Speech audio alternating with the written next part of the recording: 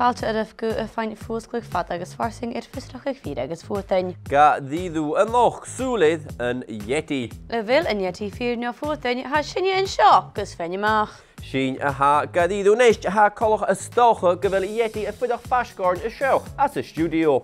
Hafus ag thulaitaine go bhfuil differan idir Yeti agus féid na cosise móra nó Bigfoot sa bhearla. Géad a bhfuil casan móra an dachréitir.